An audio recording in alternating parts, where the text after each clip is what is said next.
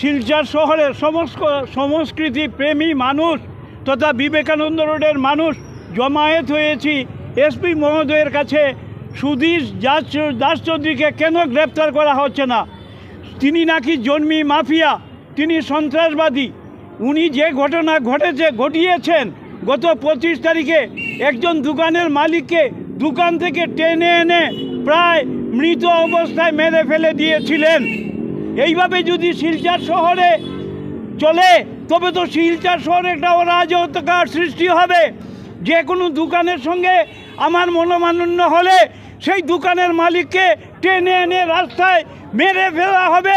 এইটা শিলচর শহরে কোনোদিন হয় নাই, এই শিলচর শহরে প্রথম হয়েছে।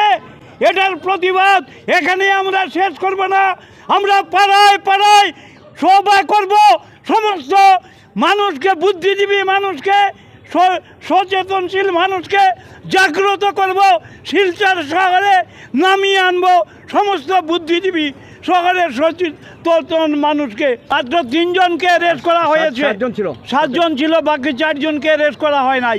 তাদেরকে নিয়ে নাকি পুলিশ খুঁজে পায় নাই। অন্য কোনো জায়গায় হলে পুলিশ সবাইকে খুঁজে পায়, অন্য কোনো কেস হলে এদেরকে এনকাউন্টার করা হয়। এইরকম মানুষকে আমার মনে হয় এনকাউন্টার করতে কি বাধা? কেন করা হয় না? কেন করা হয় না?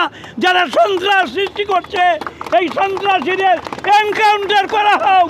আমরা সুজিত দাস চৌধুরীর মতো অ্যান্টি সোশ্যালের গ্রেপ্তার চাইছি, কারণ ওর এই কাজ পরবর্তীতে আরও আমাদের সমাজে অরাজকতা সৃষ্টি করবে। কেন আমাদের প্রশাসনের এই নীরবতা সেটা আমরা বুঝতে পারছি না। দাবিটা যাতে সুজিত দাস চৌধুরী এবং তার সহযোগী সমস্ত কুকর্ম যারা করেছে ওদেরকে যেন অবিলম্বে গ্রেপ্তার করা। সুজিত দাস চৌধুরী শোনা মতো সে ল্যান্ড মাফিয়া।